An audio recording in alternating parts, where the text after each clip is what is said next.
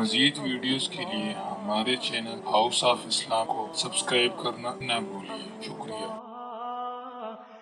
اعوذ باللہ من الشیطان الرجیم، بسم اللہ الرحمن الرحیم۔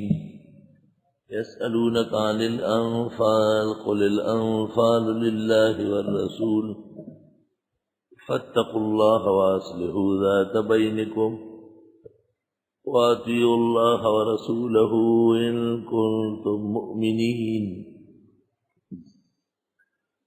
سورہ انفال مدنی ہے، 75 آیات اور 10 رکوع ہے۔ نزول میں 88 سورت ہے، سورہ بقرہ کے بعد نازل ہوئی ہے۔ گزشتہ سورت میں معذبین کا بیان تھا اور 7 انبیاء کے واقعات سے داعی اللہ محمد الرسول اللہ صلی اللہ علیہ وسلم کو تسلی تھی اولاً، اور قیامت تک کے لیے خیر اور دین کے دعات کو تسلی ہے ثانیاً۔ تسلی میں ابتداءً آدم علیہ السلام کا واقعہ بیان کیا کہ ابلیس انسانی قدروں کا بدترین دشمن ہے اور دنیا کی ہر تکذیب اور فسق میں ابلیس کا دخل ہے، اور پھر مفصل واقعات بیان کیے، جن میں سے حضرت نوح کا واقعہ، حضرت ہود کا واقعہ، صالح کا واقعہ، حضرت لوط کا واقعہ، شعیب علیہ السلام کا واقعہ، موسیٰ علیہ السلام کے واقعات، یہ سب انبیاء آپ کی طرح برحق تھے اور اللہ کے دین کی طرف دعوت کا کام کرتے تھے، اور قوموں نے جب انحراف کیا اور تکذیب کا مظاہرہ کیا تو اللہ نے ان کو نیست و نابود کیا۔ تو اے پیغمبر، آپ کی مدد و نصرت بھی اللہ فرمائیں گے، اور آپ کی حمایت و نصرت اللہ کی طرف سے بھرپور ہوگی، اور آپ سے انحراف کرنے والے اور آپ کی حقانیت کی تکذیب کرنے والے معذب ہوں گے۔ قوموں کی تعذیب کی 2 صورتیں ہیں، ایک وہ جو نوح علیہ السلام کی قوم کو پیش آیا، صالح علیہ السلام کی قوم کو پیش آیا، ہود علیہ السلام کی قوم کو پیش آیا، لوط کے نافرمانوں کو پیش آیا، شعیب و موسیٰ کے فرائض اور نافرمانوں کو پیش آیا۔ اور کبھی یہ کہ اللہ تمہیں صلاحیت دے اور تم ان کے ساتھ نہ بردآزما ہو جاؤ، اور اللہ ان کے مقابلے میں تمہاری مدد فرمائے اور وہ قومیں آپ کے مقابلے میں خجل خوار ہو جائے۔ اس کا بیان سورۃ انفال میں ہے۔ تعذیب کی پہلی صورت گزشتہ صورت میں تھی، اور تعذیب کی دوسری صورت اس سورہ انفال میں ہے کہ اللہ تمہیں صلاحیت دے اور تم خود ان سے کفر اور تکذیب کا انتقام لے لو۔ اس صورتحال کو شرائع کے اندر جہاد فی سبیل اللہ کہتے ہیں۔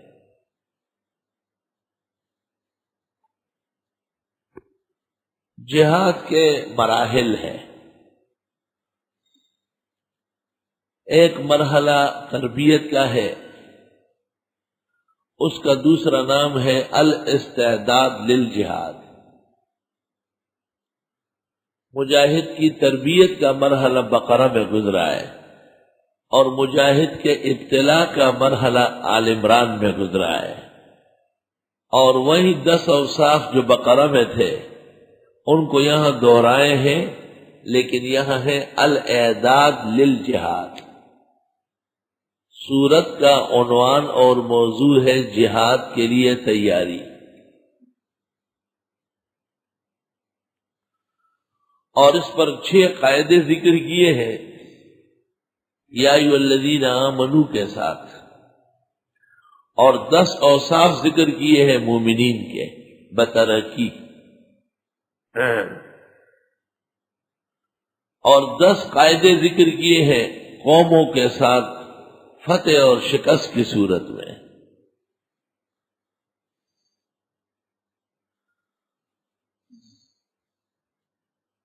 سورت مشتمل ہے اعداد للجہاد اور تسلی للنبی والمجاہد پر. جن مجاہدین کے ساتھ اللہ تعالی کا وعدہ نصرت ہے ان کے اوصاف: ایمان کامل ہو، ذکر سے زبان تر ہو، توکل کامل ہو، نماز باقاعدگی سے پڑھتے ہو، خرچ خدا کے راستے میں خوب کرتے ہو. یہ 5 تو ذاتی ہے اور 5 پھر صفاتی ہے. اللہ کے راستے میں سینے سے پر ہو، حق کا حمایتی ہو، باطل سے ڈرنے والا نہ ہو، اللہ کے فیصلے پر یقین کرنے والا ہو، کفر کے زیر و زبر ہونے پر درست یقین رکھنے والا ہو، اللہ سے نصرت اور مدد مانگنے والا ہو، طاہر مطہر رہنے والا ہو. یہ تمام وہ اوصاف ہے جو ایک مومن کے اندر جہاد کی وجہ سے پیدا ہوتے ہیں. سورت کی ابتدا انفال اور غنائم کی تقسیم سے ہے.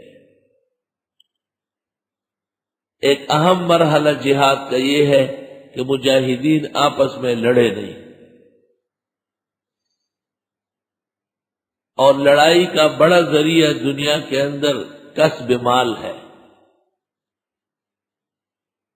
تو جہاد کے اندر سورت فتح میں جو غنائم حاصل ہوتے ہیں کہیں وہ افتراق اور اختلاف کا سبب نہ بنے، تو پہلے سے ان کے حصے متعین کر کے دے دیے تاکہ لڑائی کبھی بھی نہ ہو سکے، اس کا احتمال تک نہ رہے.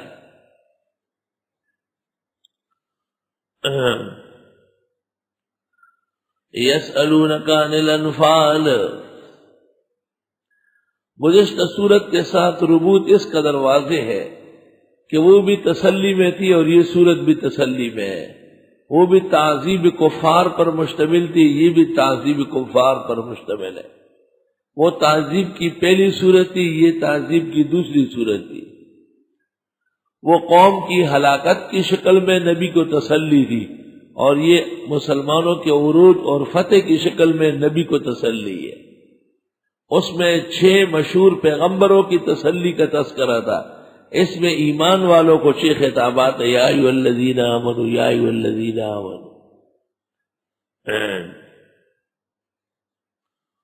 یسألونک عن الانفال، یہ پوچھتے ہیں آپ سے انفال کے بارے میں.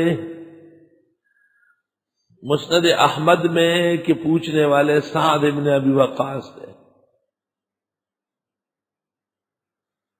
ابن عباس کی ایک روایت میں ہے کہ پوچھنے والے قرابت النبی صلی اللہ علیہ وسلم تھے، حضرت کے رشتہ دار.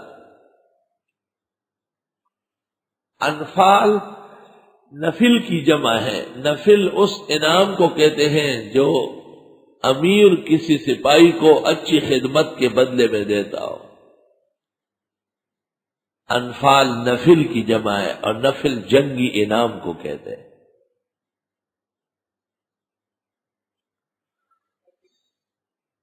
نفل زائد کو کہتے ہیں، اصل سے جو اضافہ ہو، جیسے فرض نماز کے علاوہ نماز یہ زائد ہے، وہ نوافل ہے. اور بیٹے کا بیٹا جب ہو جائے پوتا تو اس کو بھی نفل کہتے ہیں. وَيَعْقُوبَ نَافِلَةً، کیونکہ وہ بھی اصل پر زیادت ہے. تو ضرورت اور اصل سے زیادہ اچھی خدمت کا بدل جو امیر الجیوش دیتا ہے اس کو نفل کہتے ہیں. فقہ کے اندر فرائض کے علاوہ سب نوافل ہے. سنن موقدہ، غیر موقدہ، زوائد، مستحبات، یہ سب نوافل ہے. یسألونک عن الانفال، یہ پوچھتے ہیں آپ سے غنائم کے بارے میں. یہاں انفال سے مراد غنائم ہے. امام بخاری نے کہا ہے، قال البخاری الانفال المغانم.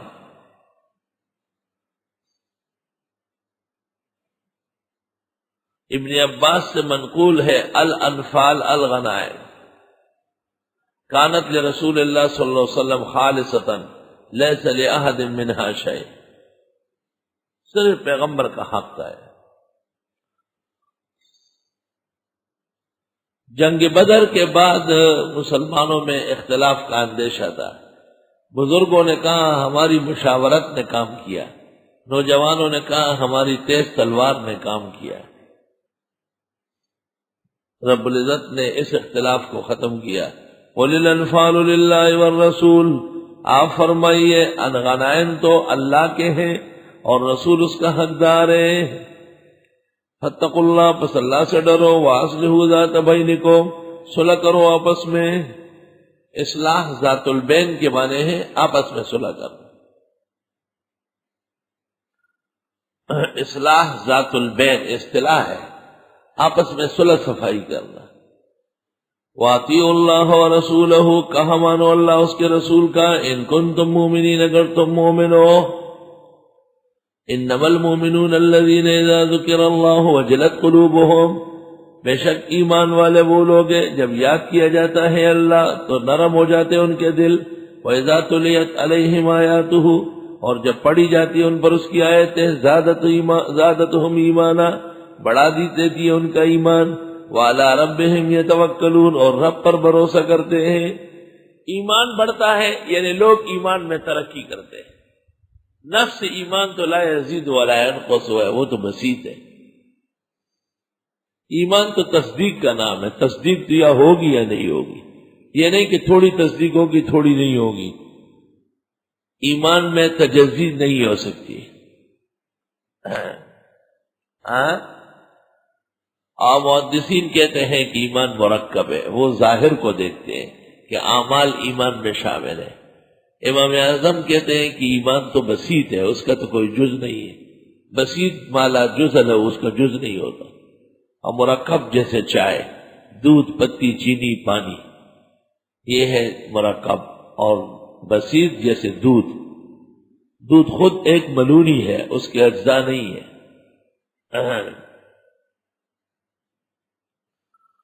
اور پیغمبر صلی اللہ علیہ وسلم کے احادیث سے پتہ چلتا ہے کہ ایمان تو ایک حقیقت ہے جس کے قلب میں ہو۔ حل لا شککت قلبہ فرأیت فیہ الایمان۔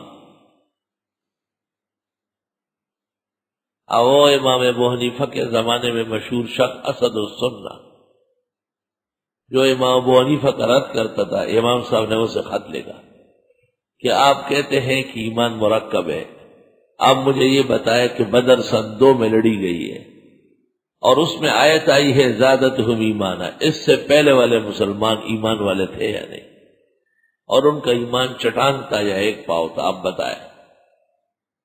مرتے دم تک اس نے خط تپائی پر رکھا تھا اور جواب نہیں دے سکا۔ کردی نے مناقب کے اندر وہ خط شائع کیا ہے، الذین یقیمون الصلاۃ، وہ لوگ جو قائم کرتے ہیں نماز، مما رزقناہم ينفقون، اور ان چیزوں میں سے جو ہم نے ان کو دیے خرچ کرتے ہیں، اولئک هم المؤمنون حقا، یہ مسلمان پکے ہیں، لہم درجات عند ربهم، کے درجے رب کے ہاں، ومغفرۃ، اور بخشش ہے، ورزق کریم، اور روزی ہے عزت کی، کما اخرجک ربک من بیتک بالحق، یعنی اللہ نے انفال آپ کے لیے خاص کر دیے، جیسے نکال لایا آپ کو آپ کا رب آپ کے گھر سے صحیح طرح۔ یہ کب کا واقعہ ہے کہ حضرت کو باہر لے آئے؟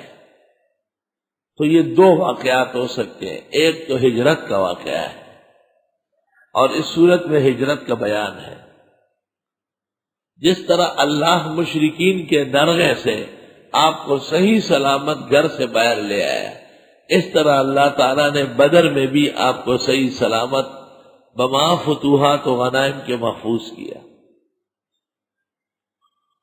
دوسری تشبیہ یہ ہے کہ مراد یہ کہ آپ اپنے گھر سے میدان بدر کے لیے آ گئے۔ ابو اسحاق زجاج نے تو کہا ہے الکاف فی موضع النصب، کما اخرجکا، یہ منصوب ہے محلن، یعنی نصرکا کما اخرجکا، الغنائم لکا لا لغیرک کما اخرجک.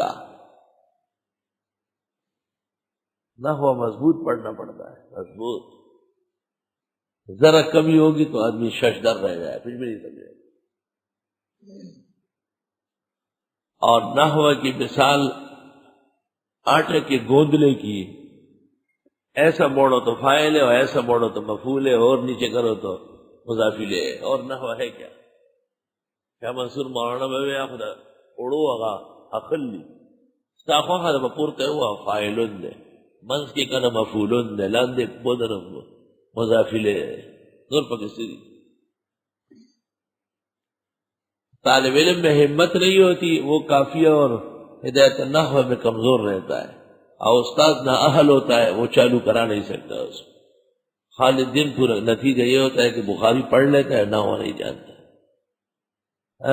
در نحو محو کر دیے عمر عزیز یارا، اور در صرف کر دیے نہ شناخت کی خدا را. کما اخرجک ربک اے الانفال ثابت لک کما اخرجک ربک من بیتک بالحق. دونوں موقع عجیب ہے، ہجرت کے وقت بھی بخیر و خوبی باہر آنا اور مشرکین کی اسکیم کا فیل ہونا، اور بدر کے میدان میں بھی حضرت کا فتح یاب ہونا. وَإِنَّ فَرِيقًا مِّنَ الْمُؤْمِنِينَ لَكَارِهُونَ، اور بے شک ایک گروہ مسلمانوں کا خوش نہیں تھا. کیوں؟ وہ گھبرائے ہوئے تھے کہ اسباب موجود نہیں ہے، دشمن مسلح ہے اور پہلی لڑائی ہے، کہیں ہم کو نقصان نہ پہنچے. ذہین و ذکی آدمی خطرے میں رہتا ہے بوجہ قابلیت کے، اور اجڑ آدمی وہ دلیر ہوتا ہے بوجہ ناقابلیت کے. قابل آدمی لڑائی نہیں کرتا، اس کو خطرہ ہے کہ لڑائی بڑھ بھی سکتی ہے، لڑائی کے نتیجے میں میری زندگی معطل ہو سکتی ہے، لڑائی کا انجام میرا یا مخالف کی موت ہو سکتا ہے. اور بے شک ایک گروہ مسلمانوں میں سے ناخوش تھا. ناخوشی کی وجہ بیان کی. یجادلونک فی الحق، یہ جھگڑتے تھے آپ سے حق کے بارے میں. بعد ما تبین، بعد اس کے کہ واضح ہوا، کانما یساقون الی الموت، گویا کہ ان کو لے جائے جا رہا ہے موت کی طرف. ہم ینظرون، یہ دیکھ رہے ہو، ایسے ڈرے ہوئے تھے. وَإِذْ يَعِدُكُمُ اللَّهُ إِحْدَى الطَّائِفَتَيْنِ أَنَّهَا لَكُمْ، اور جس وقت وعدہ کیا تم سے اللہ نے کہ دو گروہوں میں سے ایک تمہیں ملے گا. قرآن پاک کو دیکھو. وَتَوَدُّونَ أَنَّ غَيْرَ ذَاتِ الشَّوْكَةِ تَكُونُ لَكُمْ، اور تم چاہتے تھے کہ جو غیر مسلح ہے وہ مل جائے. بدر کے موقع پر رسول اللہ صلی اللہ علیہ وسلم اور صحابہ مشرکین کا حال دیکھنے باہر آئے تھے. مشرکین کا ایک قافلہ ابو سفیان کی سربراہی میں شام چلا گیا تھا، اور فیصلہ ہوا تھا کہ اس تجارتی قافلے میں جتنا فائدہ ہو وہ مسلمانوں کے خلاف جنگ پر صرف کیا جائے. تو آپ اسے دیکھنے کے لیے باہر آئے کہ اس قافلے میں کتنا ساز و سامان ہے اور یہ کیا لے کے آئے ہیں، اور اس کے مکہ پہنچنے کے بعد ہماری زندگی پر کیا اثر ہوگا. بہت بڑے منتظم تھے آپ نے. قتل الموذی قبل الذی، موذی کو نقصان پہنچانے سے پہلے ڈھیر کر دو. ہر تشریف لائے باہر، لیکن اطلاع فاش ہو گئی تھی. ابو سفیان دوسرے راستے سے قافلہ لے کے بھاگ گیا تھا، اور اہل مکہ کو خبر مل گئی تھی. ابو جہل 1000 بر لوگوں کو لے کر باہر آیا تھا. جب آپ بدر میدان میں پہنچے تو آپ پر واضح ہوا کہ شام کا قافلہ تو بچ نکلا ہے، البتہ مکے کا لشکر جرار ہمارے لڑنے کے لیے چلا ہے، اور وقت اتنا کم ہے کہ ہم نکل نہیں سکتے. تو آپ نے صحابہ سے مشاورت کی کہ 2 صورتیں ہیں. ایک صورت یہ ہے کہ صرف شام کے قافلے کا تعاقب کیا جائے،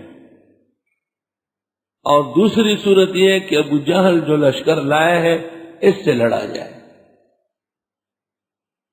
آپ کے اور بڑے صحابہ کی خواہش تھی کہ ابو جہل جو لشکر لائے ہیں اس سے لڑے۔ یہ پہلا موقع ہے اور اس میں بہت کانٹے ہیں، بہت زور ہے، اور اللہ نے نصرت کا وعدہ کیا ہے، وہ زیر ہو جائے گا اور پورے جزیرے میں مسلمانوں کی دھاک بیٹھ جائے گی۔ لیکن اکثر صحابہ نے کہا کہ ہم تو جہاد کی نیت سے آئے ہی نہیں ہیں، ہم تو شامی قافلے کو دیکھنے آئے تھے، اور وہ جس میں ہتھیار ہی نہیں ہے غیر ذات شوکہ، اس سے اگر لڑنا ہو تو ہو۔ رسول اللہ صلی اللہ علیہ وسلم نے صحابہ کی سراسیمگی کو دیکھا، آپ نہایت فکر مند ہو گئے۔ پہلا موقع تھا اور ظاہری حالات ٹھیک نہیں تھے۔ ابو سفیان نے جب یہ خبر سنی کہ ابو جہل لشکر لے کے آئے ہیں تو ابو سفیان شام کے قافلے کے ساتھ واپس آیا اور مسلمانوں کے راستے میں بیٹھ گیا کہ یہ مدینہ نکل نہ سکے، اور اوپر سے ابو جہل لشکر جرار 1000 مسلح افراد کا لے کے پہنچ گیا اور مسلمان بالکل ان کے بیچ میں آ گئے۔ آپ نے صحابہ کرام کو کہا کیا کرنا چاہیے؟ ہم تو خالص دیکھنے آئے تھے اور صورتحال جنگ کی بن گئی، اور ہماری حیثیت اور جنگی کیفیت لڑنے کے قابل نہیں ہے۔ اس دوران مقداد ابن الاسود کھڑے ہو گئے مقداد ابن الاسود کھڑے ہو گئے اور اس نے ایک تقریر کی ہے، اور اس تقریر کے بارے میں عبداللہ ابن مسعود کہتے تھے میری تمام نیکیاں مقداد لے لیکن یہ تقریر دے۔ تقریر کیا تھی ایمان سے لبریز تھی، اور آپ نے اس تقریر کے اندر حضرت کو تسلی دی کہ ہم قوم موسیٰ نہیں ہیں جنہوں نے اپنے نبی کو کہا تھا اذهب انت وربك فقاتلا انا هاهنا قاعدون، آپ اور آپ کا رب جا کے عمالقہ سے لڑے، ہم یہی موجود ہیں۔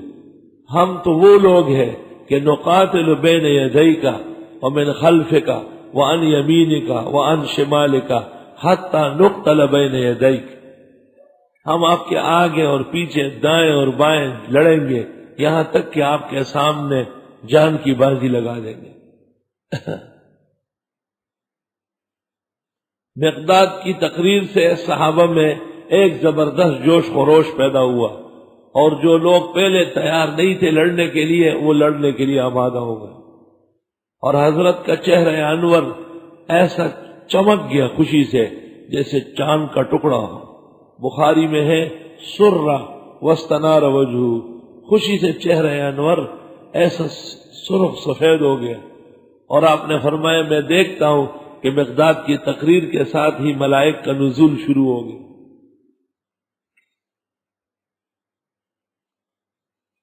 اور یہ ایک موضوع ہے کہ کس کی تقریر کب کارگر ہوئی،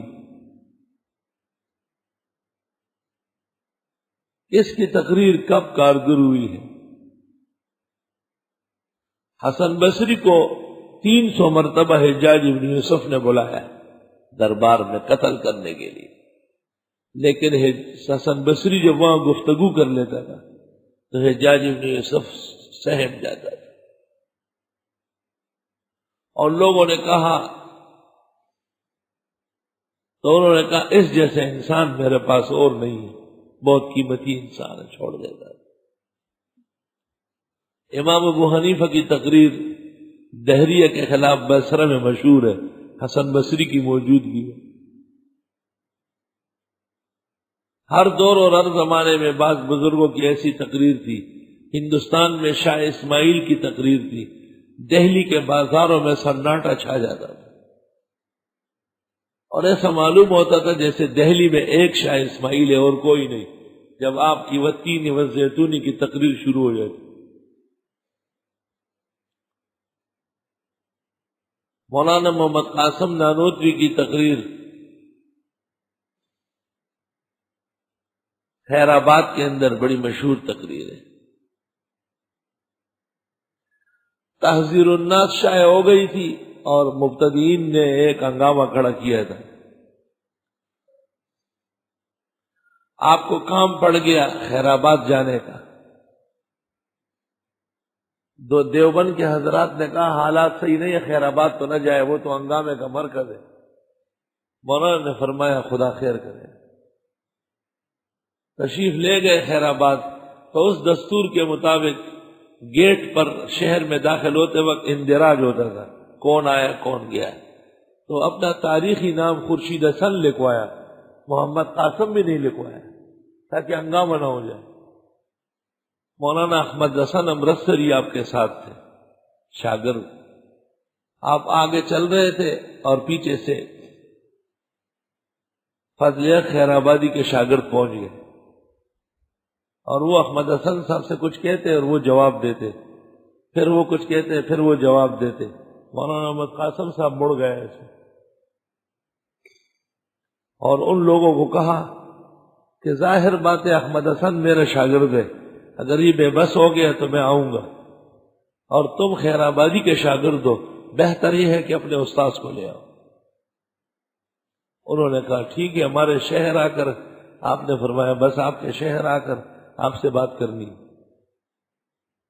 پورے شہر میں ڈنڈورا ہوا، اعلانات ہوئے کہ تحذیر الناس پر مولانا محمد قاسم نانوتوی سے آج مناظرہ ہے۔ سیڑھی والی مسجد بڑی مشہور جگہ تھی، اس زمانے میں 1,00,000 آدمی وہاں جمع ہو کے تقریر سنتے۔ حضرت نے فرمایا سیڑھی والی مسجد آ جائیے۔ مغرب سے لے کر رات 2 بجے تک انتظار کیا، خیر آبادی نام کا کوئی آدمی نہیں آیا۔ مولانا محمد قاسم کی تقریر ہوئی، اور تقریر ایسی تھی کہ خیر آباد کی زمین پر نہ اس سے پہلے اور نہ اس کے بعد قیامت تک ایسا بیان ہو۔ آپ نے گفتگو میں یہ بھی فرمایا لوگ گھروں میں بیٹھ کے ہم پہ فتوے لگاتے ہیں، آج ہم ان کے شہر آئے ہیں، وہ اپنے فتوے کو سمجھنے کے لیے آ جائیں، میں ان کو سمجھانے کے لیے ہر طرح حاضر ہوں۔ علماء نے لکھا ہے مولانا محمد قاسم کی یہ تاریخ دستاویز کی تقریر تھی۔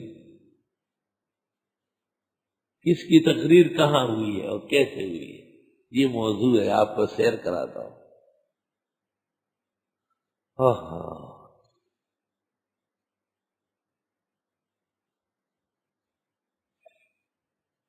دارالعلوم دیوبند میں ایک دفعہ حضرت مولانا قاری محمد طیب صاحب رحمت اللہ علیہ کے خلاف شور ہوا۔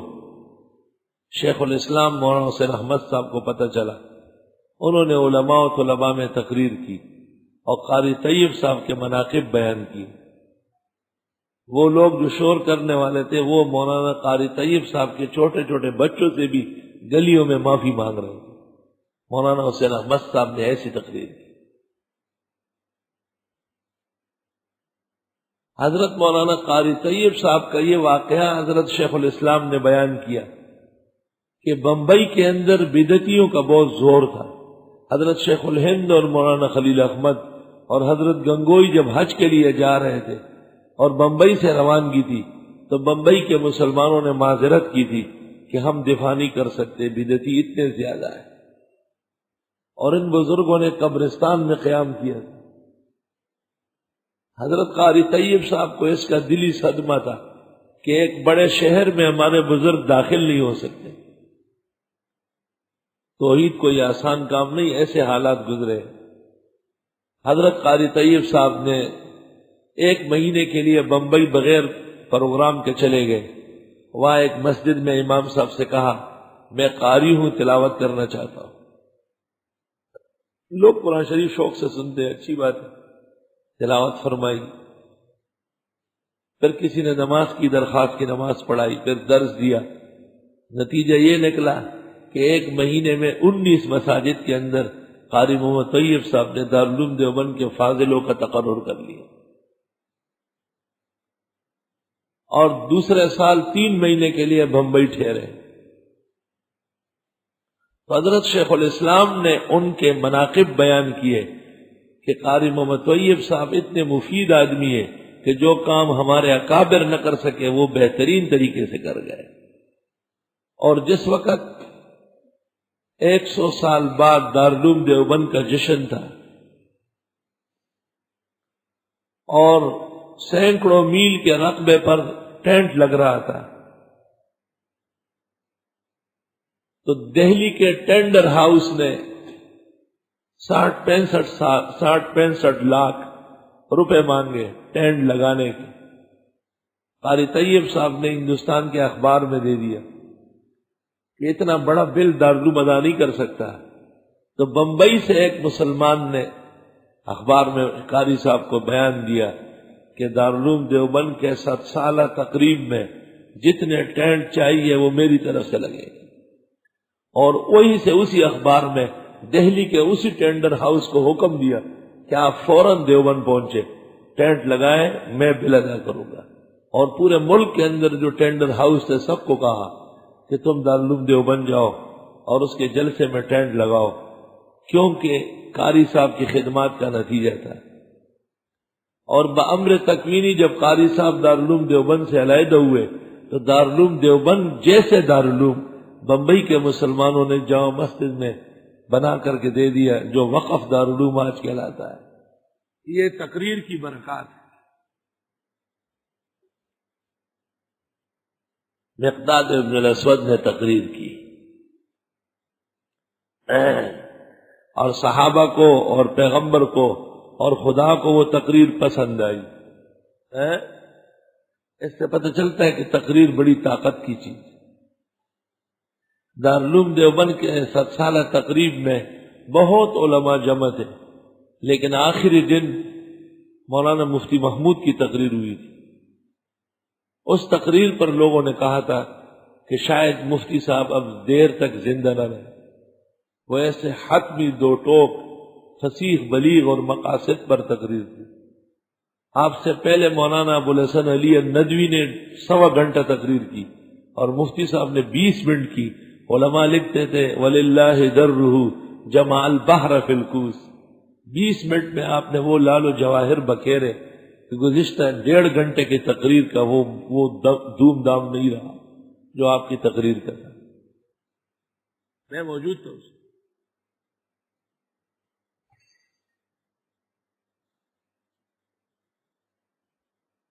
پاکستان کی تاریخ میں بھی بڑی بڑی تقریریں ہوئی. لاہور میں ایک عظیم اور اسلام آباد میں بہت بڑا جلسہ تھا. کل پاکستان کے علماء دیوبند جمع تھے. رات کے 3 بجے مولانا قاری اجمل خان صاحب کھڑے ہو گئے اور وہ تقریر تھی جو مولانا نے کی. شاید پوری زندگی میں ایسی تقریر وہ نہ کر سکے. اور تقریر کے بعد یہ شعر پڑھا: ہم بدلنا چاہتے تھے نظم میں خانہ تمام، آپ نے بدلا ہے مگر صرف میں خانے کا نام. صرف اسلام آباد نام رکھ کے کیا ہوتا ہے، پورا اسلام آنا چاہیے تھا.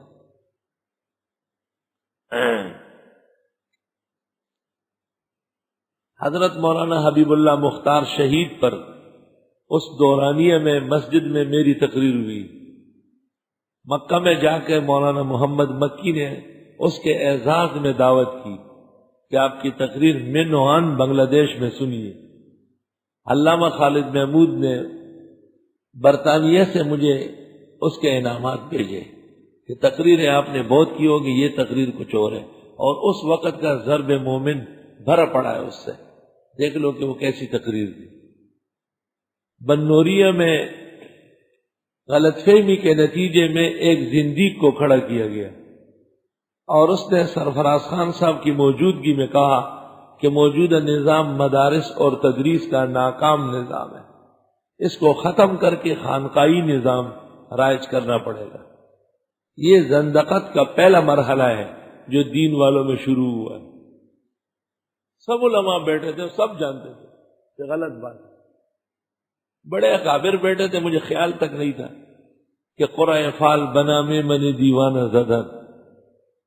جب تقریر ان کی ختم ہو گئی سب علماء جل بھون گئے تھے.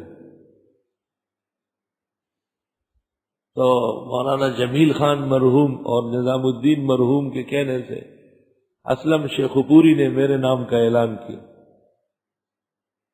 میں نے کہا بالکل نہیں، یہ بڑے حضرات کا کام ہے، وہ جواب دیں، یہ تو لڑانے والی بات ہے. لیکن مولانا سرفراز خان سے مدذلو نے فرمایا کہ تقریر آپ کو کرنی ہے. جب میں نے دیکھا کہ اور لاؤڈ سپیکر اسی طرح پڑا رہا، میں آ نہیں رہا تھا، وہ دوسرا اعلان کر نہیں رہے تھے.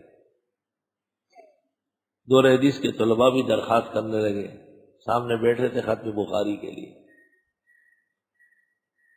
بامر مجبوری میں شروع ہوا اور میں نے یہ شعر پڑھا کہ چمن میں تلخ نوائی میری گوارا کر، کہ زہر بھی کبھی دیتا ہے کار تیری آ کے۔ اب میں نے کہا جب سے انبیاء کی اور خاص کر حضرت صلی اللہ علیہ وسلم کی بعثت ہوئی ہے اور قرآن کریم نازل ہوا اور اسلام آیا ہے، اس دن سے علم، مدرسے، تدریس یہ کامیاب ہے اور قیامت تک کامیاب رہے گا۔ بعض لوگ بصارت اور بصیرت کے معذور ہیں، ان کے لیے معالجے کی ضرورت ہے۔ اذا لم تر الہلال فسلم للناس لرأوہ بالابصار، خوب موج میں تقریر کی۔ اس دوران مولانا حسن جان صاحب ڈھاکے سے واپس ہو کے یہاں دفتر کے سامنے اکیلے بیٹھے تھے، اطلاع آ گئی تو میں نے تقریر کے بعد ان سے مختصر عذر کیا اور میں پیچھے کی طرف نکلا۔ منصور بھائی نے کہا گاڑی یہیں کھڑی ہے، تو مفتی نظام الدین دوڑے دوڑے آ رہا ہے۔ میں نے کہا نہیں میں نے مولوی نعیم کو، اسلم شیخ پوری کو عذر کیا ہے، میں نہیں ٹھہر سکتا۔ انہوں نے کہا نہیں، ٹھہرنے کی بات نہیں، میں نے آپ کی تقریر کے دوران عہد کیا تھا اللہ سے کہ میں آپ کے پیشانی کا بوسہ لوں گا۔ تقریر ایسی ہوئی ہے کہ زندگی بھر یاد رہے گی، اور اس تقریر کی برکت سے اس زندگی کا دوبارہ کراچی آنا نہیں ہوا، اللہ کے فضل و کرم سے۔ تو حضرت مقداد ابن الاسود نے تقریر کی بدر کے میدان میں، اور اس تقریر سے صحابہ میں جوش آیا، حضرت کی تسلی ہوئی، فرشتوں کا نزول شروع ہوا، اور مسلمانوں پر جہاد کا ایسا غلبہ ہوا کہ جو پہلے سہمے ہوئے تھے اب ان سے زیادہ جری کوئی نہیں تھا۔ تقریر کہتے ہیں اس کو ہے جو کمزور دل کو مضبوط کر لے، جو پست ارادے کو باہمت بنائے، اور جو مقاصد سے بے خبروں کو مقاصد سے آشنا کر لے، اس کو تقریر کہتے ہیں۔ صرف دوستوں بزرگوں سے تقریر نہیں ہوتی۔ کما اخرجک ربک من بیتک بالحق، یاد کرنے کا ہے جس وقت نکالا تھا آپ کو آپ کے رب نے آپ کے گھر سے بالحق کے حق کے ساتھ۔ وَإِنَّ فَرِيقًا مِّنَ الْمُؤْمِنِينَ لَكَارِهُونَ، اور بے شک ایک گروہ مسلمانوں کا پسند نہیں کر رہا تھا، لڑائی بہت ہی تکلیف دہ تھی۔ یجادلونک فی الحق بعدما تبین، یہ لڑتے ہیں آپ کے ساتھ حق میں جبکہ واضح ہو گیا۔ کأنما یساقون الی الموت، گویا کہ ان کو ہانکایا جاتا ہے موت کی طرف۔ وہم ینظرون، یہ دیکھ رہے ہو۔ وَإِذْ يَعِدُكُمُ اللَّهُ إِحْدَى الطَّائِفَتَيْنِ، یاد کرنے کا ہے جب وعدہ کیا تم سے اللہ نے دو گروہ میں سے ایک کا، انہا لکم، کہ بے شک یہ تمہیں مل کے رہے گا، وَتَوَدُّونَ أَنَّ غَيْرَ ذَاتِ الشَّوْكَةِ تَكُونُ لَكُمْ، اور تم چاہتے تھے کہ غیر مسلح، شوکہ کہتے کانٹے کو، غیر کانٹے دار، غیر مسلح، یعنی ابو سفیان کا قافلہ جو شام سے آئے، اس میں ہتھیار نہیں تھا نا، وہ تم کو ملے۔ وَيُرِيدُ اللَّهُ أَن يُحِقَّ الْحَقَّ بِكَلِمَاتِهِ، اور ارادہ فرمایا اللہ نے کہ محکم کر لے حق کو اپنے کلموں سے۔ وَيَقْطَعَ دَابِرَ الْكَافِرِينَ، اور ختم کاٹ کے رکھ دے جڑے کافروں کی۔ لِيُحِقَّ الْحَقَّ وَيُبْطِلَ الْبَاطِلَ، تاکہ مضبوط کر دے حق کو اور ڈسمس کرے باطل کو۔ وَلَوْ كَرِهَ الْمُجْرِمُونَ، پہلا مارکا اور وہ گھمسان کا ہو، اور پہلا مارکا اور اس میں خدا تعالی حق کو فتح دے۔ نیو سعید آباد میں 4 پروفیسر کسی غلط فہمی کے نتیجے میں غیر مقلد ہو گئے۔ مقامی اہل حق علماء نے امام اہل سنت مولانا سرفراز خان مدظلو کو خط لکھا کہ سندھ کا یہ حال ہے۔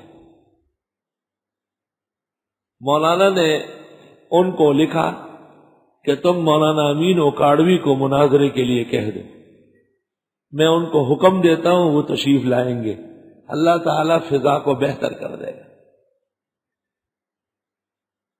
وقت مقررہ پر مولانا امین صاحب اوکاڑا تشریف لائے۔ جس جگہ مولوی جمع تھے وہ اور تھی، اور مناظرہ پیر بدیع الدین کے گھر پر ہو رہا تھا، جو غیر مقلدوں کے ہاں حافظ الحدیث اور امام بخاری سمجھا جاتا تھا۔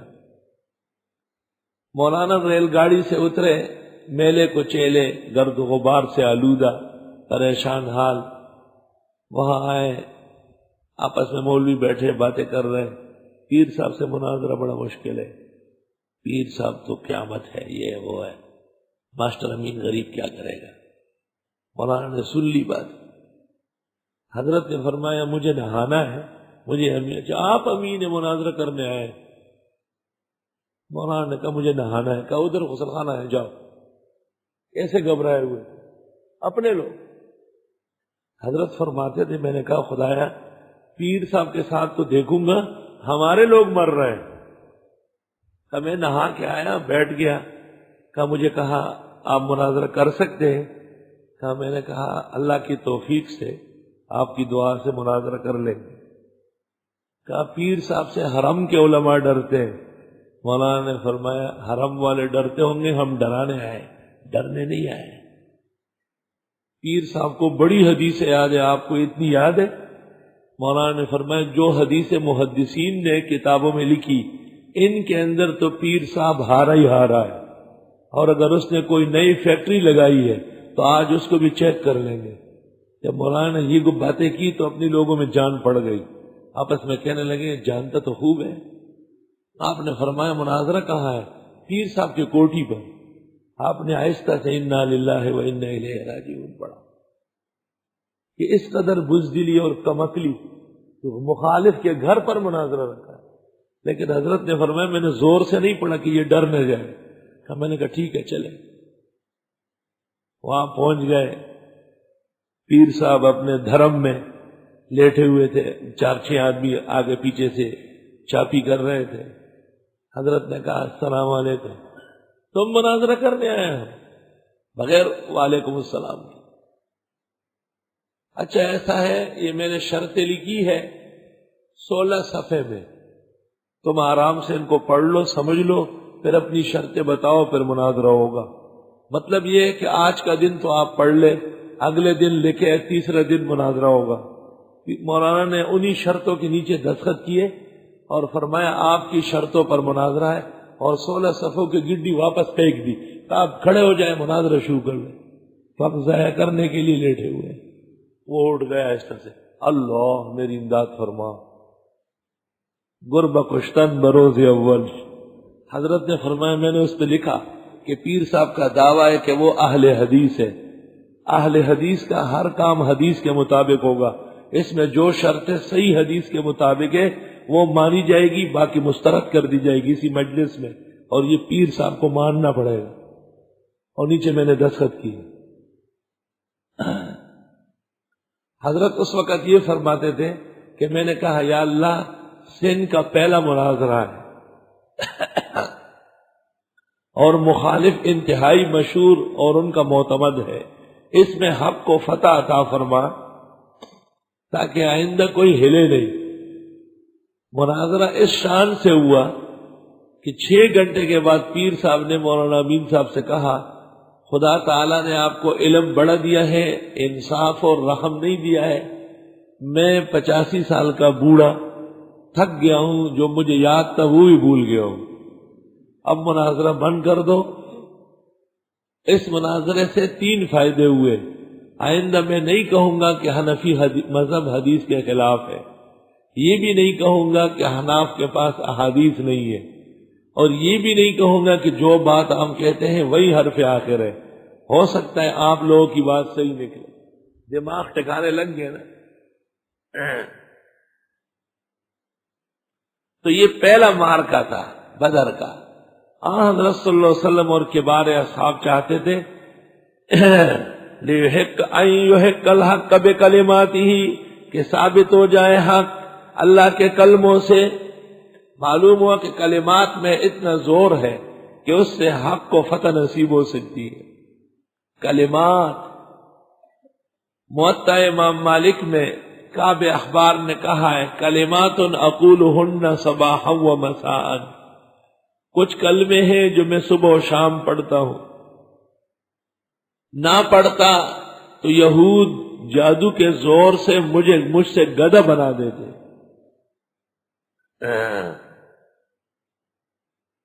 اور اسی کلمات پر موطا امام مالک کتاب الدعوات ختم ہے. اعوذ بوجہ اللہ العظیم الذی لیس شیء اعظم منہ وبکلمات اللہ التی لا یجاوزہن بر ولا فاجر وباسماء اللہ الحسنى ما علمت منها وما لم اعلم من شر ما خلق وبرأ وزرع.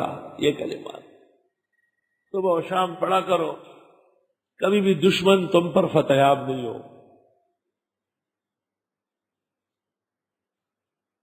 ان یحق الحق بکلماتہ، کہ ثابت کر دے اللہ حق کو کلموں کے ساتھ. وَيَقْطَعَ دَابِرَ الْكَافِرِينَ، اور کاٹ کے رکھتے جڑے کافروں کی. حق کے فتح کے لیے اور کفار کی تذلیل کے لیے کلمات کا استعمال میزائل اور کیمیکل سے زیادہ زوردار ہے. لِيُحِقَّ الْحَقَّ، تاکہ پختہ کرے حق، ثابت کرے نہ پختہ کرے. وَيُبْطِلَ الْبَاطِلَ، اور بالکل ختم کر دے باطل کو. وَلَوْ كَرِهَ الْمُجْرِمُونَ، اگرچہ جرائم پیشہ لوگ پسند نہ کرے. بدر کے میدان میں ایک مشکل یہ پیش آئی کہ جو پانی کی جگہ تھی وہ مشرکین کے قبضے میں آئی، اور جو ریتیلی جگہ تھی نشیبی وہ صحابہ کو مل گئی، اور وہ جو ڈھلان کی جگہ تھی جنگ کے لیے مفید وہ مشرکین کے ہاتھوں میں آئی. صحابہ کو ابتدائی سے پیاس لگی اور رات کو بعضوں کو غسل کی بھی ضرورت پیش آئی، اور پانی کے چشمہ ان کے قبضے میں ہے. حضرت صلی اللہ علیہ وسلم ایک یہ دعا اللہ سے مانگ رہے تھے کہ اے اللہ پانی کا انتظام فرما، اور دوسرا یہ کہ تعداد مشرکین کی اور استعداد دونوں زیادہ تھی، ان کے مقابلے میں اللہ سے مدد و نصرت بھی آپ مانگ رہے تھے. طلبہ غور کرے بات کو، دو مشکل درپیش تھی، ایک پانی کی، دوسری نصرت اور مدد کی. اس وقت آپ جو فریاد کر رہے تھے حق کے حضور استغاثہ فرما رہے تھے، آپ کے استغاثہ غوث سے بھی تھا، غوث اون کو کہتے ہیں مدد کو، اور آپ کا استغاثہ غیث سے بھی تھا، وَيُنَزِّلُ الْغَيْثَ مِن بَعْدِ، بارش کو کہتے ہیں. قرآن کریم میں اللہ تعالیٰ نے اس کے لیے ایسا صیغہ استعمال کیا جس کے دونوں معنی بنتے ہیں، یعنی مدد بھی بھیج رہا ہوں، بارش بھی برسا رہا ہوں. دونوں دعائیں قبول ہوئی. بارش ہو گئی، نشیبی جگہ بھر گئی، صحابہ نے پیا، نہایا، مویشیوں کو پلایا، اور وہ جو مشرکین کی جگہ تھی ڈھلان وہ سلپ ہو گئی. اب مشرک پاؤں رکھتا ہے، ڈاز ادھر جا کے گر جاتا ہے، پہلے سے ان کے گھٹنے اور رانے ٹوٹ گئی. اللہ تعالیٰ نے اس ذریعے سے مسلمانوں کی ہمت بڑھائی اور مشرکین کی ابتدائی ہمت ٹوٹ گئی. استستغیثون ربکم، جس وقت کہ تم استغاثہ کر رہے تھے اپنے رب سے. استغاثہ طلب الغوث سے بھی ہے اور طلب الغیث سے بھی ہے، یہ مشترک ابواب ہے. جب اس کا مصدر آ جائے غوثن تو اون و مدد کے معنی میں، اور جب مصدر آ جائے غیثن تو بارش کے معنی میں. جس وقت تم مدد مانگ رہے تھے یہ بھی صحیح ہے، اور بارش مانگ رہے تھے یہ بھی صحیح ہے. مدد کی ضرورت زیادہ تھی، اس کا ذکر پہلے ہوا. فاستجاب لکم، بس دعا قبول کی تمہاری رب نے. انی ممدکم، میں تمہاری مدد کروں گا. بألف من الملائکۃ، 1000 فرشتوں سے.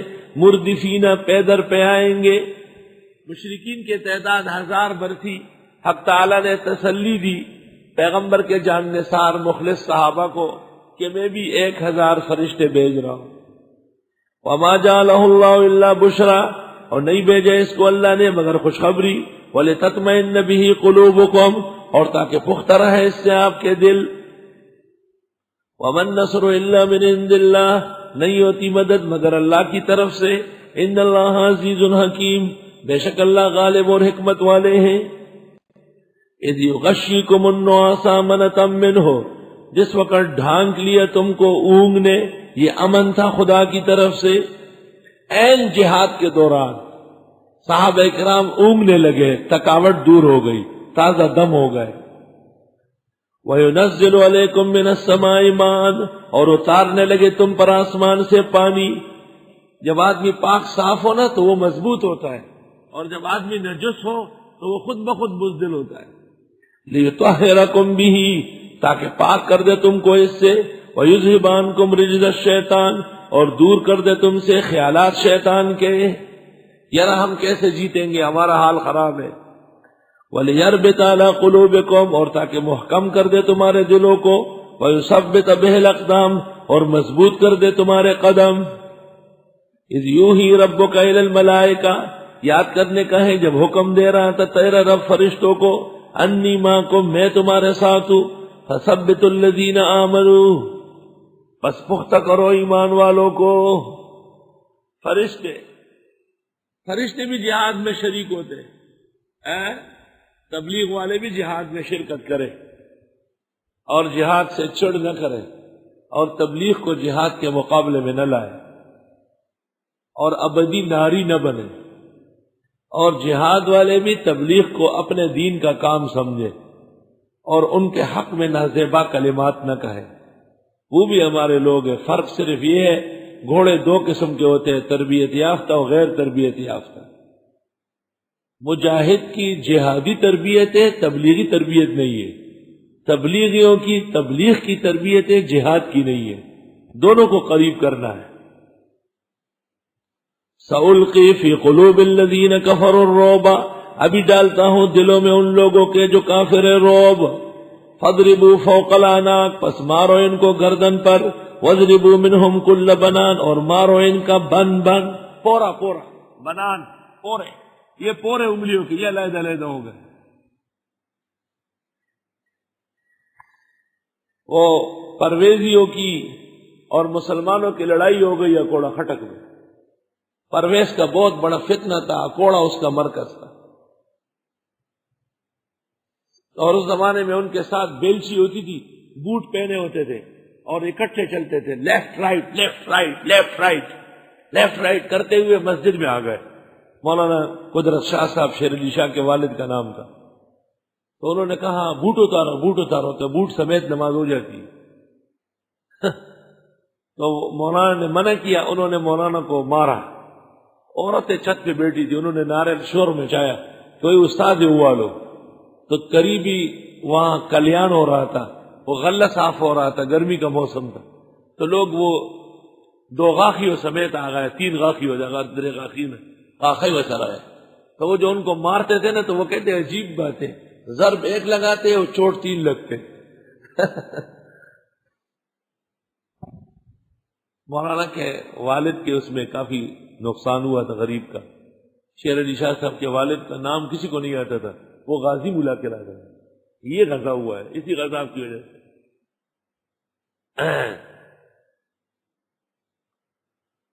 فَاضْرِبُوا فَوْقَ الْأَعْنَاقِ، مارو ان کو گدیوں پر، وَاضْرِبُوا مِنْهُمْ كُلَّ بَنَانٍ، اور مارے ان کا پورا بندی بل گئی۔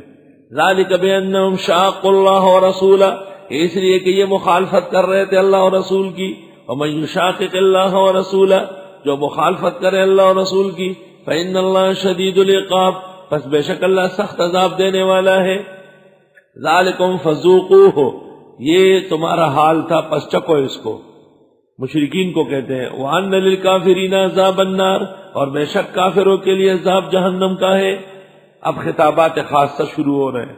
یا ایھا الذین آمنوا، اے ایمان والو، اذا لقیتم الذین کفروا زحفا، جس وقت آمنے سامنے ہو کافروں کے میدان میں، زحفا میدان میں، فلا تولوہم الادبار، مت پھیرو ان کی طرف پیٹ۔ اے ایمان والو، جب کفار سے تمہارا مقابلہ ہو تو ان کی طرف پیٹ نہ کرنا۔ وَمَن يُوَلِّهِمْ يَوْمَئِذٍ دُبُرَهُ، اور جس نے پھیر دیا ان کی طرف اس دن اپنی پیٹ۔ یہ بیچ میں جو جملہ ہے یہ استثنائیہ ہے، اصل جزا وہ ہے وَمَن يُوَلِّهِمْ يَوْمَئِذٍ دُبُرَهُ، جس نے مشرکین کی طرف پھیر دی اپنی پیٹ، فقط باء بغضب من اللہ، آگے دیکھو، پس تحقیق وہ لوٹ گیا غضب خدا لے کر، ومأواہ جہنم، اور ٹھکانہ اس کا دوزخ ہے، وبئس المصیر، اور ناکارہ بازگشت ہے۔ آیت کا مطلب یہ ہے کہ مسلمان کو جائز نہیں ہے کہ وہ مشرک سے بھاگے اور اس کو پیٹ دکھائے، اللہ اس کی مدد کرے گا۔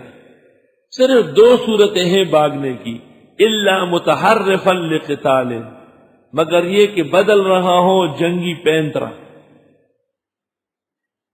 جنگی پینترا بدل رہا ہو۔ بعض اوقات کامیاب مجاہد یکدم کچھ ساتھیوں کو لے کے بھاگنے لگتے ہیں، مخالفین خوش ہو جاتے ہیں کہ بس شکست ہو گئی، چلے گئے، پیچھے جا کر تھوڑا آرام کر کے نئے سرے سے نظام ٹھیک کر کے پھر حملہ کرتے ہیں۔ کر بعد الفر او متحیزا الی فئۃ، یا وہ جو ملنے والا ہو اپنی جمگٹے میں، یہاں سے بھاگا لیکن اپنے لوگوں میں ملا، فقد باء بغضب من اللہ ومأواہ جہنم وبئس المصیر۔ فلم تقتلوہم، بس تم نہیں قتل کر رہے تھے ان کو، ولکن اللہ قتلہم، لیکن اللہ نے ان کو قتل کیا۔ اتنے تھوڑے سے صحابہ اتنی بڑی جماعت مشرکین کو مار دے، یہ تمہارا کام نہیں، یہ خدا کا کام ہے۔ وما رمیت اذ رمیت، اور آپ نے ریت نہیں پھینکا جب آپ نے ریت پھینکا، ولکن اللہ رما، لیکن اللہ نے ریت پھینکی۔ اے نبی، وہ جو آپ ریت پھینک رہے تھے دم کر کے، آپ نے ایسی ریت پھینکی کہ وہ تمام مشرکین کی آنکھوں میں چلی گئی۔ تو ریت میں یہ اثر ڈالنا یہ خدا تعالی کی قدرت کا کرشمہ تھا۔ وَلِيُبْلِيَ الْمُؤْمِنِينَ مِنْهُ بَلَاءً حَسَنًا، اور تاکہ آزما دے مسلمانوں کو اپنی طرف سے امتحان خوب میں۔ ان اللہ سمیع علیم، بے شک اللہ سننے جاننے والے ہیں۔ ذالکم، یہ تمہاری بات ہو گئی، وان اللہ موہن کید الکافرین، اور بے شک اللہ رسوا کرنے والے ہیں سازش کافروں کی، کفار کی سازشوں کو اللہ چاک کر دے گا۔ ان تستفتحوا، اگر تم فتح مانگ رہے ہو، فقد جاءکم الفتح، لیجیے فتح آ گئی، یعنی بدر میں۔ وان تنتہوا، اور اگر تم باز آئے اے مشرکین، فهو خیر لکم، یہ بہتر ہے تمہارے لیے۔ وان تعودوا، اور اگر تم نے دوبارہ شرارت کی، نعود، ہم دوبارہ مسلمانوں کی مدد کر لیں گے۔ ولن تغنی عنکم فئتکم شیئا، ہرگز کام نہیں آئے گی تم کو تمہاری جماعت بالکل، ولو کثرت، اگر کہ بڑی سے بڑی ہو۔ وان اللہ مع المؤمنین، اور بے شک اللہ مسلمانوں کے ساتھ ہے۔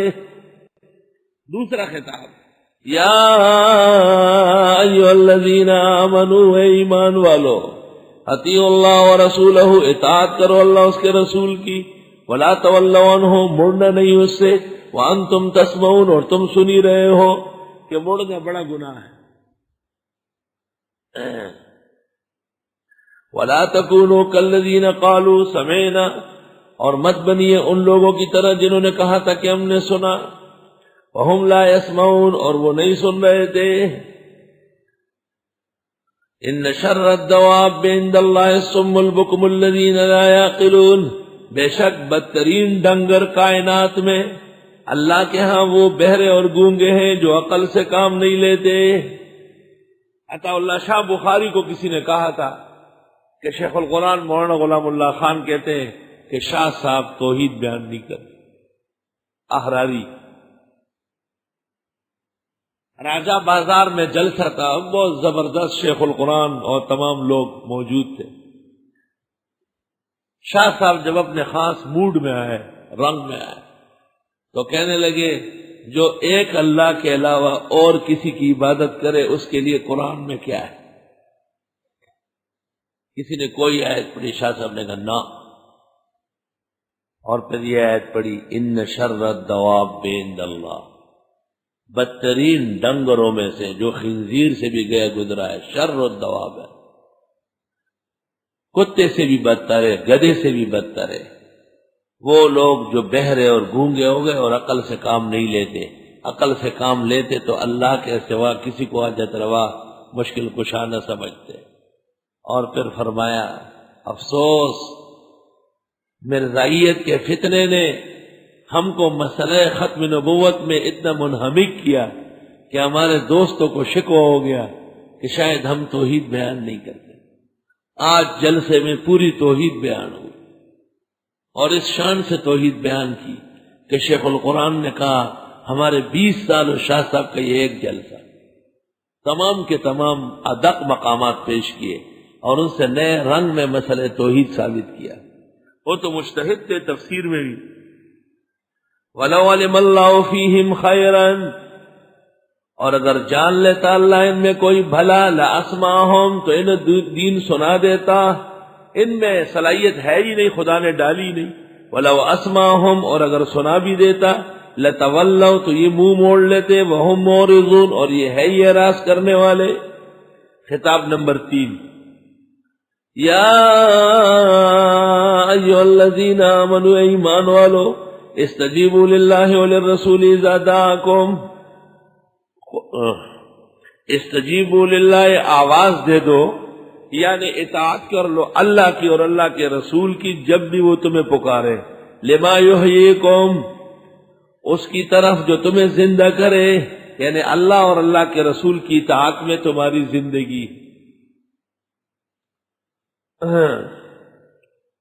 حضرت ابن معلّہ، سعید ابن ابی معلّہ رضی اللہ تعالیٰ عنہ ایک صحابی ہے، ابو سعید ابن معلّہ، وہ نماز پڑھ رہے تھے اور حضرت نے آواز دی، نماز ختم کر کے آئے تو آپ نے فرمایا میں نے آواز دی، تم کہاں تھے؟ اس نے کہا میں نماز میں تھا۔ کہا آپ نے قرآن کی آیت نہیں سنی کہ اللہ اور اللہ کے رسول جب بھی پکارے نماز میں کیوں نہ ہو فوراً آ جاؤ۔ اے ایمان والو، فرمان برداری کرو اللہ کی اور اللہ کے رسول کی جب تمہیں پکارے۔ علماء لکھتے ہیں کہ اپنے اکابر اور بزرگ کی پکار پر آواز فوراً دے، جی حضرت۔ بعض کمکل ہوتے وہ چلتے چلے آ رہے بول نہیں رہے۔ وہ جریج کے واقعے سے عبرت لینا چاہیے نا، جس نے ماں کو آواز نہیں دی، اور اللہم لا تمتہ حتی تریہ وجوہ المومسات۔ اے ایمان والو، فرمان برداری کرو اللہ اور اللہ کے رسول کی جب تمہیں آواز دے، جب تمہیں پکارے ان چیزوں کی طرف جو تمہیں زندگی دے رہی ہے۔ سبحان اللہ۔ وَعَلَمُوا، جان لو، ان اللہ یحول بین المرء وقلبہ، بے شک اللہ حائل ہے آدمی اور اس کے دل میں، وَأَنَّهُ إِلَيْهِ تُحْشَرُونَ، اور بے شک اس کی طرف جمع کیے جاؤ گے۔ اللہ تعالیٰ بندے اور اس کے دل میں حائل ہے، یعنی اللہ ہر جگہ ہے۔ ایک دوسرا یہ کہ خدا کی نصرت اور مدد ہر جگہ موجود ہے۔ وَاتَّقُوا فِتْنَةً، بچو اس فتنے سے، لَا تُصِيبَنَّ الَّذِينَ ظَلَمُوا مِنْكُمْ خَاصَّةً، جو نہیں پہنچے گا ان لوگوں کو جو ظالم ہے تم میں صرف۔ ایک ایسا فتنہ جو صرف ظالم نہیں بلکہ غیر ظالم کو بھی لپیٹ میں لے لے گا، اس سے بچو۔ وَعَلَمُوا، جان لو، ان اللہ شدید العقاب، بے شک اللہ سخت عذاب دینے والے ہیں۔ وہ کون سا فتنہ ہے کہ جو اچھوں کے ساتھ بروں کو بھی ملیامیٹ کر دے گا؟ علماء لکھتے ہیں فتنہ کہتے اس کو ہے کہ جس میں اچھا برا نہ سمجھا جائے، اسے فتنہ کہتے ہیں۔ فتنے میں جو آدمی مبتلا ہوگا وہ اپنے ساتھ اچھے بھلوں کو بھی ڈبو دے گا۔ فتنہ ہے دہشت گردی کا، بے گناہ لوگ مارے جا رہے ہیں۔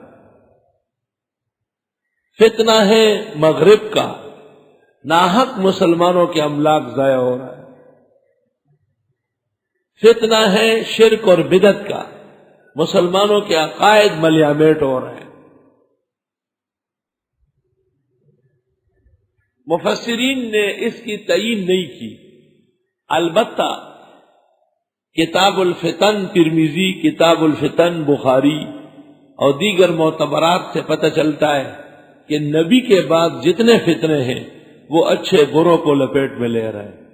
پہلا فتنہ امت کے اندر حضرت عمر کی شہادت سے شروع ہوا ہے اور بے گناہ صحابہ بعد میں شہید ہو گئے۔ مولانا الیاس صاحب مرحوم مغفور تبلیغی جماعت کے بانی و مبانی، اس تبلیغی عمل شروع کرنے سے پہلے وہ جب بھی سوتے تو خواب میں یہی آیت سنتے، وَاتَّقُوا فِتْنَةً لَا تُصِيبَنَّ الَّذِينَ ظَلَمُوا مِنْكُمْ خَاصَّةً، بچو اس فتنے سے جو نہیں پہنچے گا ان لوگوں کو جو ظالم ہیں تم میں سے، صرف جان لو کہ اللہ سخت عذاب دینے والا ہے۔ بزرگان دین کے مشورے سے پھر مسلمانوں کے ایمان اور نماز کی فکر ہونے لگی اور تبلیغی عمل وجود میں آئے ہیں۔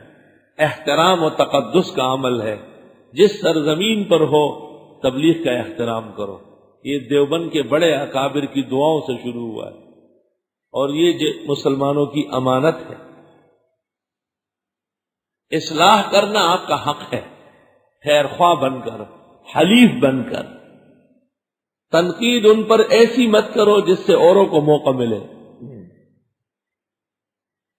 وَاذْكُرُوا إِذْ أَنْتُمْ قَلِيلٌ، یاد کرو جب تھے تم تھوڑے۔ شروع میں مناظرہ پڑھاتا تھا، انہی دنوں میں دفتر میں پڑھاتا تھا، اتنے تھوڑے تھے۔ مناظرے کا اشتہار اخبار میں آ جاتا تھا تو بریلوی پولیس کو کہہ دیتے، دیکھو ہمارا سا مناظرہ پڑھا۔ پوچھ گچھ شروع ہو جاتی تو تفسیر کا عنوان قائم ہوا، اتنے ہو گئے کہ یہاں در شروع ہوئے دو پلروں کے بیچ میں۔ خیر کا کام ابتدا میں کم ہوتا ہے، بعد میں بڑھتا ہے۔ شر کا کام پہلے دن سے بڑھ جاتا ہے، بعد میں کچھ بھی نہیں ہوتا۔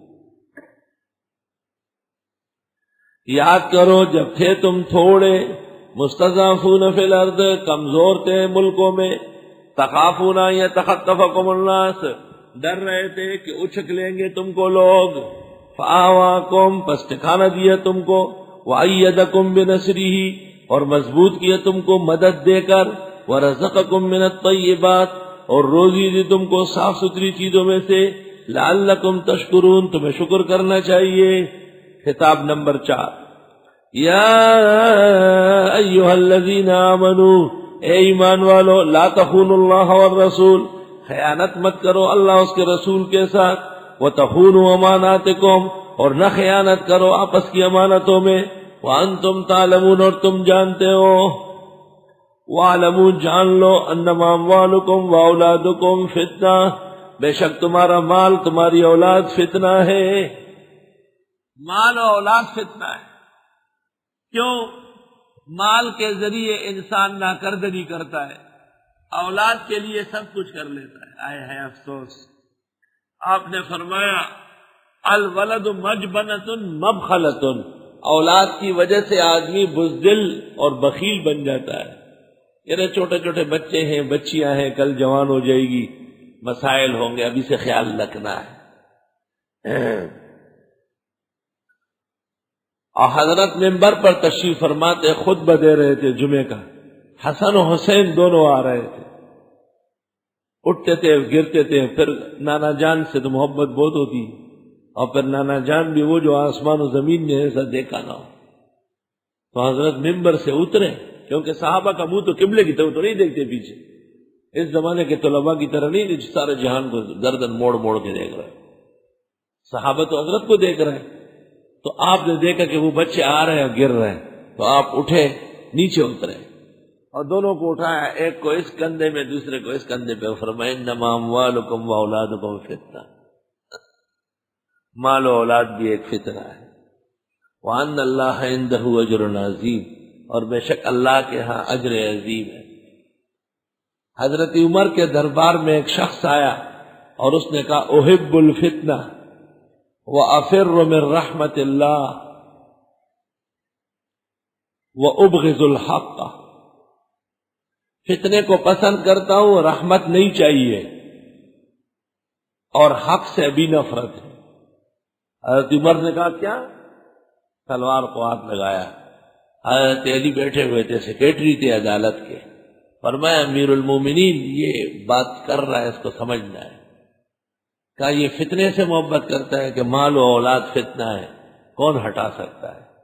کہا یہ رحمت سے دور رہتا ہے، فرمایا باران رحمت کو قرآن کریم نے کہا ہے والذی یرسل الریاح بشرا بین یدی رحمتہ، جب رحمتوں کی بارش ہو تو چلنا پڑتا ہے۔ کہ یہ حق سے بغض رکھتا ہے، آپ نے فرمایا قرآن کریم میں ہے وجاءت سکرۃ الموت بالحق، موت کی بے ہوشیاں برحق ہے، مگر چاہیے کسی کو بھی نہیں۔ تفسیر روح البیان میں حقی نے نقل کیا ہے اس کو۔ جان لو بے شک مال تمہارا، اولاد تمہاری فتنہ ہے، وان اللہ عندہ اجر عظیم، اور بے شک اللہ کے ہاں اجر بڑا۔ بعض لوگ مالدار ہوتے ہیں، مال و دولت خزانوں کے مالک ہوتے ہیں، لڑکے جوان ہو جاتے ہیں تو ان کو سب حوالے کر دیتے ہیں، پھر کہتے ہیں مجھے پتہ ہی نہیں کہ وہ کیا کر رہا ہے۔ یہ جائز نہیں ہے، جب تک آپ کی روح نکلی نہیں مالک آپ ہے۔ اگر وہ جائز کام کریں گے ثواب ملے گا، وہ غلط کریں گے آپ مجرم ہوں گے۔ شرعاً آپ مال سے بری نہیں ہوئے، آپ کو اخیر تک ان پر نظر رکھنی ہے۔